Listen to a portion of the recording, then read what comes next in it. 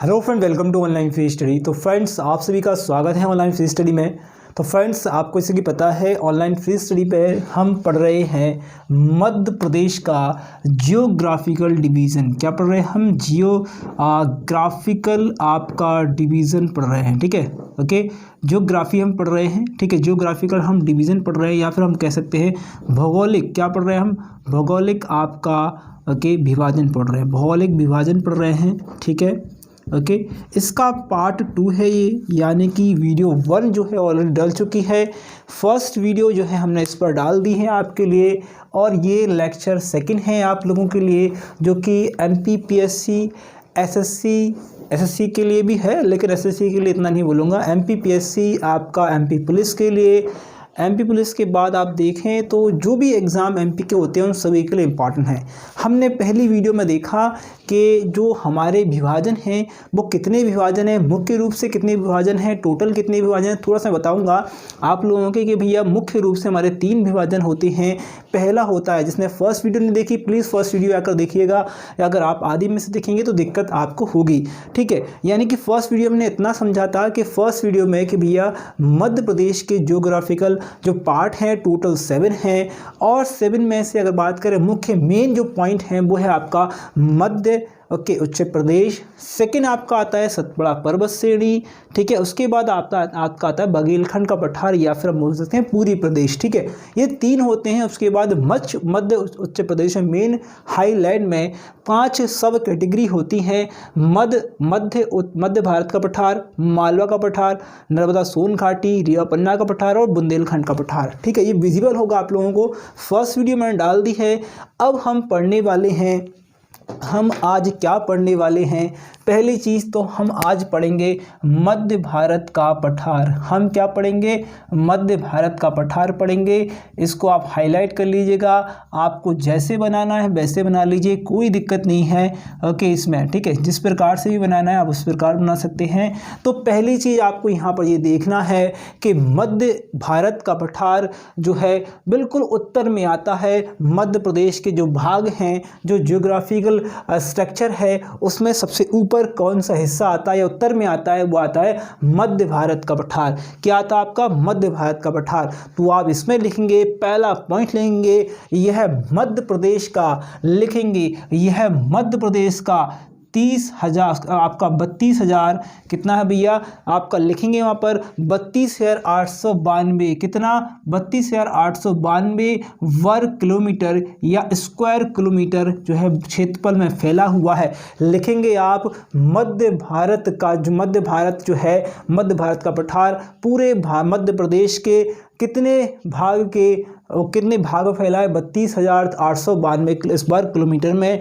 और ये इसका परसेंटेज कितना है? अगर हम बात करें पूरा परसेंटेज मध्य प्रदेश के अकॉर्डिंग इसको देखा जाए, पूरे आपके जितने भी रीजन्स हैं, जितने भी आपके जियोग्राफिकल डिवीज़न बनते हैं, वह होगा आपका 10.7%। कितना होगा?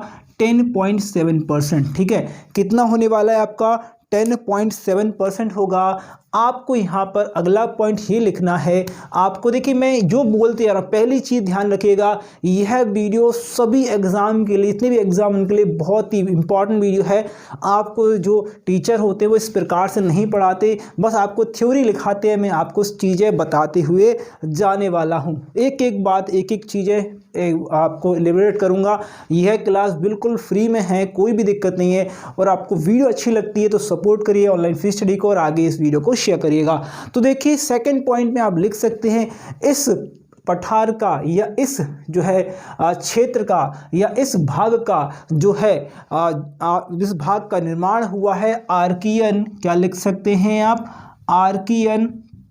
ओके, धारवाड़, ओके, विंध्यक्रम, ठीक है, विंध्यक्रम या दक्कन ट्रैप। दक्कन ट्रैप भी लिख सकते हैं, लेकिन दक्कन ट्रैप इतना इंपॉर्टेंट नहीं है। ठीक है, लिख लीजिएगा फिर भी। ओके, दक्कन ट्रैप चट्टानों से हुआ है। किससे हुआ है? दक्कन ट्रैप की चट्टानों से हुआ है। ठीक है, चट्टानों से हुआ है। ठीक है, से हुआ है। ओके, मैं लिखा इसलिए नहीं रहा हूँ, कम लिखाऊंगा क्योंकि मैं बोलते जाऊंगा। बड़ा वीडियो नहीं चाहिए हमें, छोटे वीडियो में जितना ज़्यादा मिले उतना अच्छा। ठीक है। ओके, ये हो गया आपका। इसके बाद अगर हम बात करें, 1 मिनट में ये इसको रेज कर लेता हूँ, 1 मिनट, ठीक है। ओके, इसके बाद हम बात करें जो आपका मध्य भारत, ओके, मध्य भारत का पठार है वो किस प्रकार है, इसकी स्थिति क्या है, आप हेडिंग डाल सकते हो, स्थिति या लोकेशन या इसकी पोजीशन क्या है, तो आप देख सकते हैं इसकी पोजीशन क्या हो सकती है। तो आप यहाँ पर देखिए, north east west south south, okay sorry, इसमें यहाँ पर आकर आप देख सकते हैं। आप ऊपर देखेंगे, यहाँ पर आप ऊपर देखेंगे, इसमें देखिएगा इसमें देखिएगा ऊपर है क्या, ऊपर यहाँ पर आप देखेंगे तो यहाँ से यमुना जा रही है। ऊपर कौन सी भैया कौन सी नदी है, तो यमुना नदी है। तो यमुना के मैदान, ठीक है, क्या लिखेंगे, यमुना के मैदान जो है वह यहाँ पर पड़ते हैं उत्तर में, नॉर्थ में, ठीक है, नॉर्थ में पड़ते हैं। आप अगर यहाँ पर अगर देखेंगे, मैं इसको एक पॉइंट बना देता हूँ यहाँ पर इस प्रकार का, ठीक है। तो आप यहाँ पर जाओगे ऊपर की ओर तो क्या पड़ेगा, यमुना के मैदान। इस साइड जाओगे आप तो यहाँ पर क्या पड़ने वाला है, बुंदेलखंड का पठार। क्या पड़ेगा भैया, बुंदेलखंड, ठीक है, बुंदेलखंड का पठार, ठीक है, बुंदेलखंड का पठार पड़ेगा।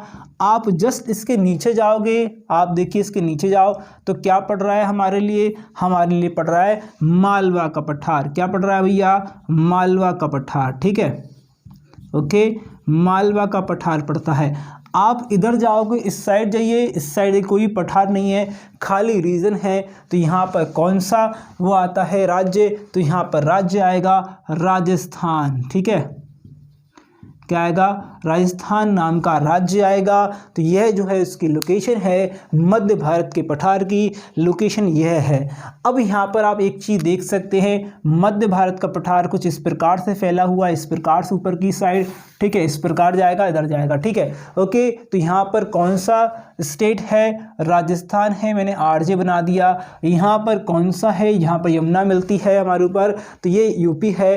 तो आप लिख सकते हैं मध्य भारत के पठार का विस्तार, मध्य भारत का पठार का विस्तार जो है मध्य प्रदेश, ठीक है, आपका राजस्थान, ठीक है, और आपका यूपी यानी उत्तर प्रदेश में फैला हुआ या विस्तृत है, ठीक है। तो ये सेकंड पॉइंट आप यहाँ पर लिखेंगे। नेक्स्ट पॉइंट जो है आपका लिखेंगे यहाँ पर, ठीक है। इसके बाद आप लिखेंगे बहुत ही सिंपल पॉइंट जो कि एग्जाम में आता है और पूछा भी जाएगा। तो यहाँ पर लिख सकते हो आप कि भैया जो आपका ऊपर वाला रीजन है, मध्य भारत का पठार है, उसका जो सिंचित है, उसकी सिंचाई या उसका जो उसको सिंचित कौन करती है, कौन सी नदी करती है। आपने यहाँ से देखा होगा, यहाँ से कहीं से जो है जाना पहाड़ी से जो हमारी नदी निकलती है, नाम है चंबल, और यहाँ से आती है ये यमुना में मिल जाती है। तो यहाँ पर आप देख सकते हैं, श्योपुर हुआ हमारा, मुरैना हुआ हमारा, भिंड हुआ हमारा, ये सारे के सारे जो कितने हैं, जो जितने भी जिले पड़ते हैं वो इनका सिंचाई जो है या कहें इनका पानी की जो पूर्ति है वो चंबल नदी के द्वारा होती है। और इसी को क्या कहा जाता है, इसीलिए इसे इस प्रदेश को चंबल का, ओके, चंबल का उपाध्य प्रदेश क्या बोला जाता है, उपाध्य प्रदेश कहा जाता है। क्या कहा जाता है, उपाध्य प्रदेश, ठीक है।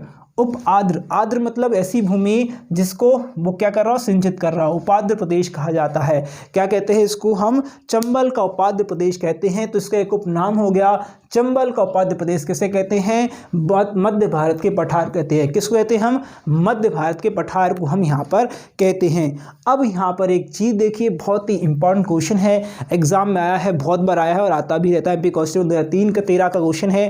क्वेश्चन था, लिखिएगा आप इसमें कि इस जो पठार है, ये वाला जो पठार है पूरा का पूरा मध्य भारत का पठार, यहाँ पर जलोढ़ मिट्टी पाई जाती है। कैसी मिट्टी पाई जाती है, जलोढ़ मिट्टी, ठीक है, ओके, जलोढ़ मिट्टी पाई जाती है। यहाँ पर क्या पाई जाती है, जलोढ़ मिट्टी पाई जाती है।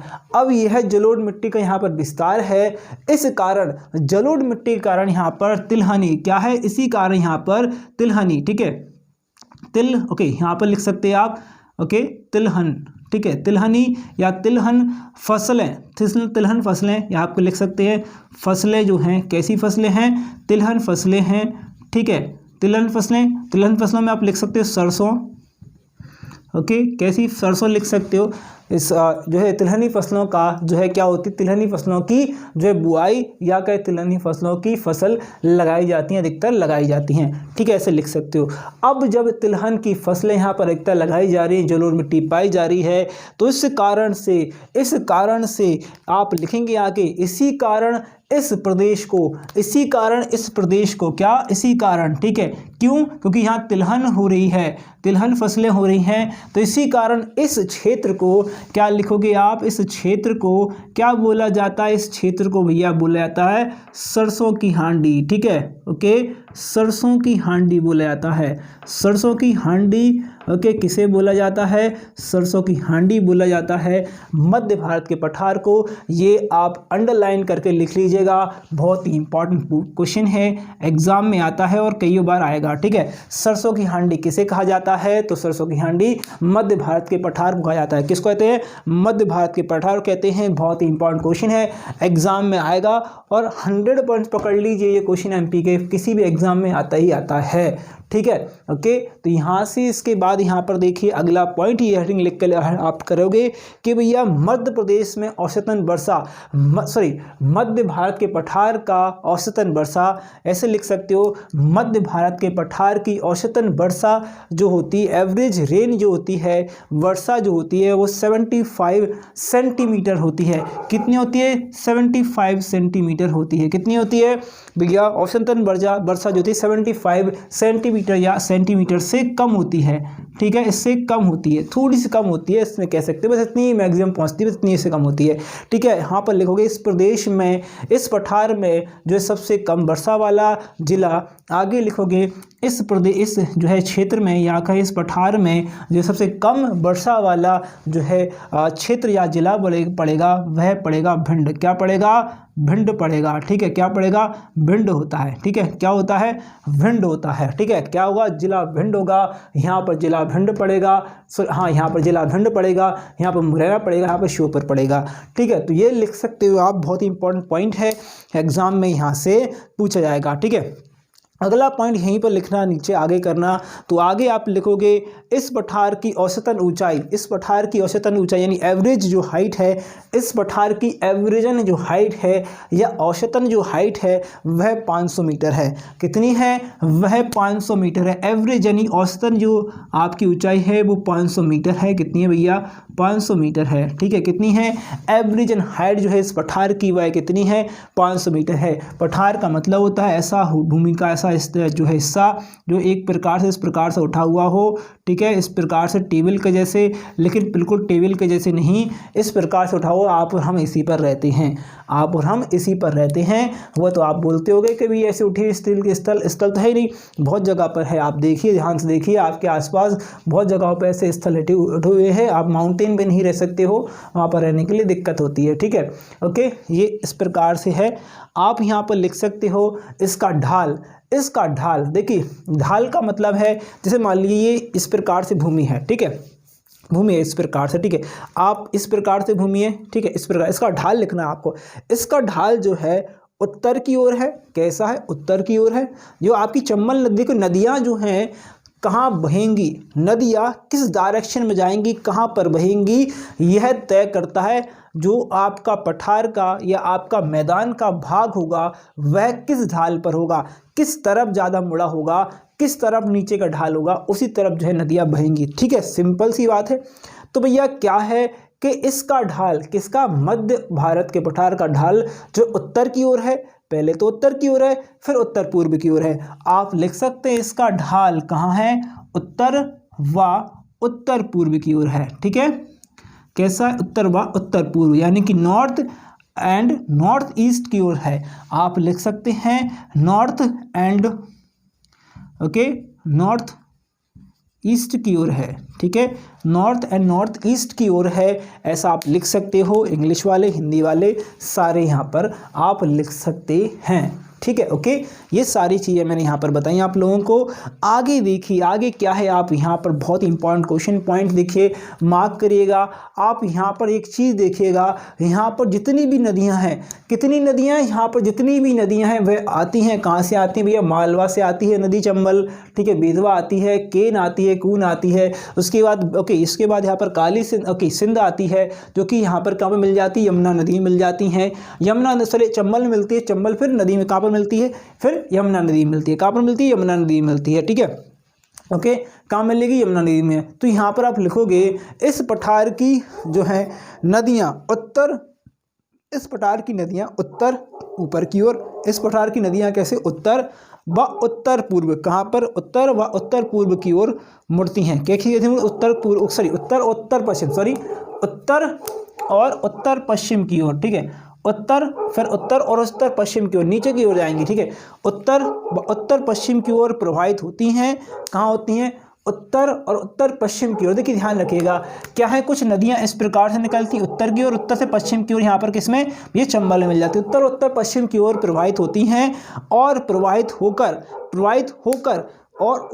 होकर फिर कहाँ मुड़ जाती है, प्रवाहित होकर कहाँ, पूर्व की ओर मुड़ जाती है। कहाँ मुड़ जाती हैं, पूर्व की ओर मुड़ जाती है। कहाँ मुड़ेंगी, पूर्व की ओर मुड़ जाती हैं और जाकर यमुना नदी के साथ मिल जाती हैं। कहाँ मिल जाती हैं, यमुना नदी के साथ मिल जाती हैं। क्वेश्चन आया था पटवारी 2017 में, यही अगला क्वेश्चन आप अगला हेडिंग ला लोगे। इस पठार के अंतर्गत चंबल घाटी की गहराई, किसकी गहराई है, चंबल घाटी गहराई है। चंबल घाटी की गहराई क्या है, चंबल घाटी की गहराई बोल रहा है, ठीक है। ओके, गहराई क्या बोल रहा है, चंबल घाटी गहराई कितनी है भैया, बहुत ही इंपॉर्टेंट क्वेश्चन एग्जाम में आता है। चंबल घाटी की गहराई जो है वह है 300 मीटर। कितनी है भैया, 300 मीटर है। कितनी है भैया, 300 मीटर है, ठीक है। कितनी गहराई है चंबल घाटी की आपका मध्य भारतीय पठार में, तो यह है 300 मीटर की। कितनी है भैया, 300 मीटर की होती है। मैं हाल इसलिए बता रहा हूँ क्योंकि आपके जो थोड़ा जल्दी से मुझे ये कराना है, ठीक है। आगे लिखोगे चंबल नदी क्या होती है, चंबल नदी जो है मुख्य रूप से, चंबल नदी मुख्य रूप से, जैसे लिखोगे चंबल नदी मुख्य रूप से कहाँ पर, आपके मुरैना जिले में अवनालिका, क्या है लिखना है आपको, अवनालिका, ठीक है, अवनालिका या मृदा अपर्दन,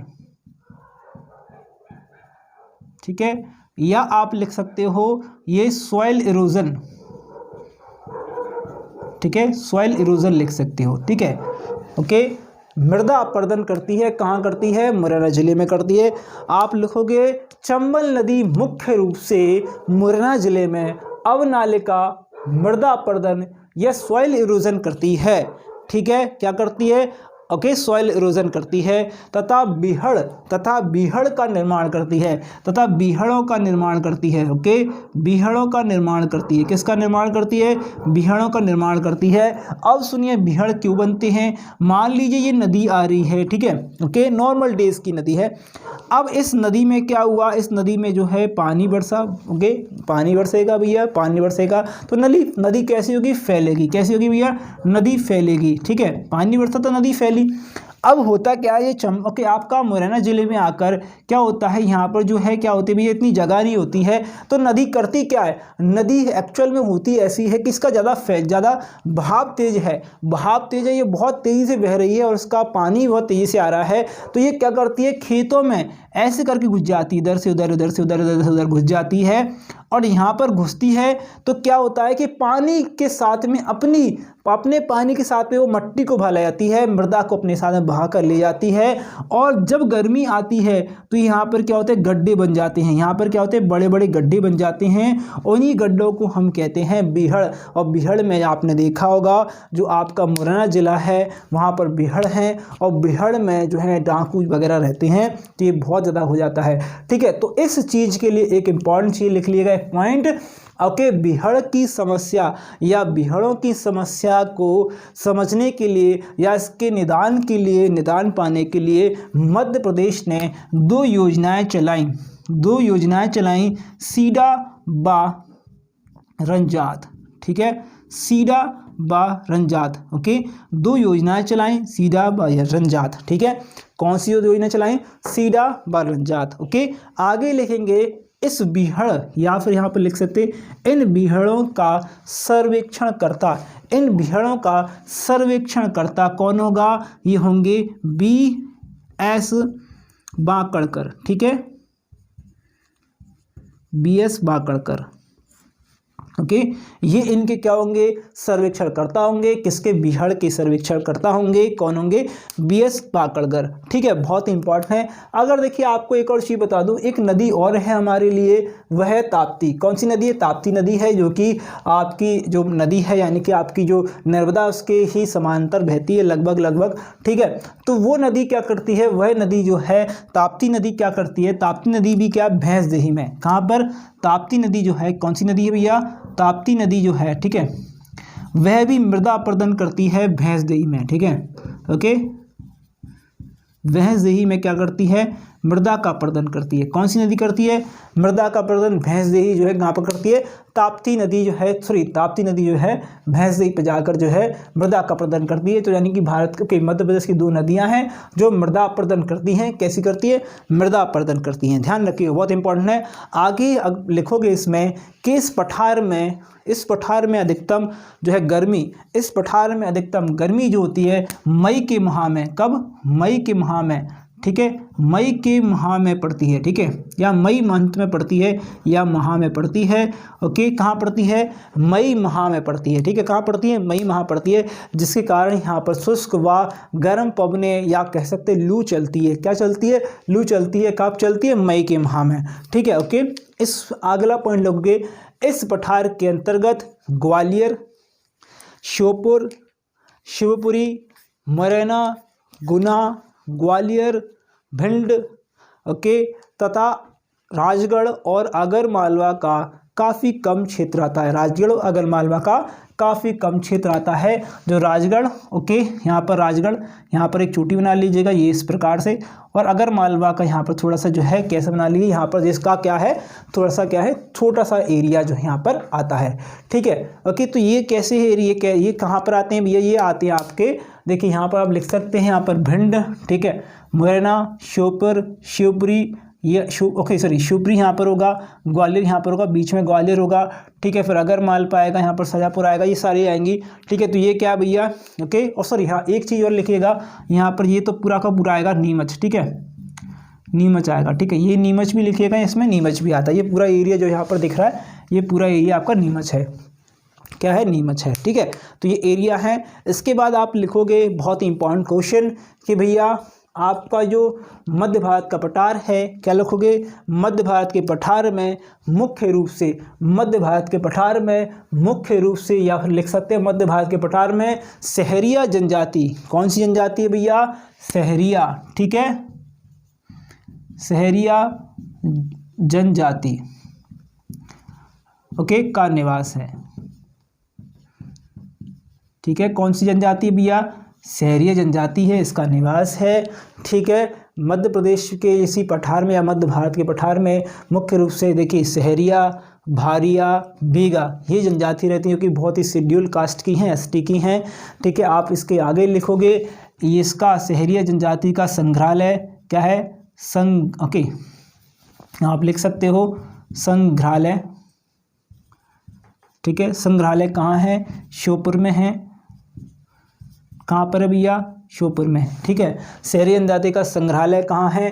तो संग्रहालय जो है वह श्योपुर में है। कहाँ पर है? श्योपुर में है। सहरिया जनजाति मुख्य रूप से कहाँ पाई जाती है? सहरिया मुख्य रूप से, आगे लिखोगे, सहरिया मुख्य रूप से श्योपुर, गुना तथा शिवपुरी में पाई जाती है। शिवपुरी में पाई जाती है। कहाँ पाई जाती है? शिवपुरी में पाई जाती है।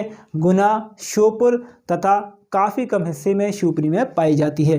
तो आज की जो क्लास है, जो मैंने आज के लिए आपके लिए कराई थी, जो कि इम्पॉर्टेंट है, और हमने आज पूरा ख़त्म किया मध्य भारत का पठार, जो कि इम्पॉर्टेंट है आपके लिए। तो फ्रेंड, आप लोगों से आशा करता हूँ कि इसी प्रकार सारी वीडियो रहेंगी, बहुत ज़्यादा इंपॉर्टेंट वीडियो रहेगी, बहुत ज़्यादा इंपॉर्टेंट क्लास रहेगी आप लोगों के लिए। तो ये वीडियोस आपके लिए आएंगी, लेकिन आपको करना होगा सपोर्ट ऑनलाइन फीस स्टडी को। इस वीडियो को ज़्यादा से ज़्यादा शेयर करिएगा, ओके। बाकी लाइव क्लासेस भी आएंगी, ओके।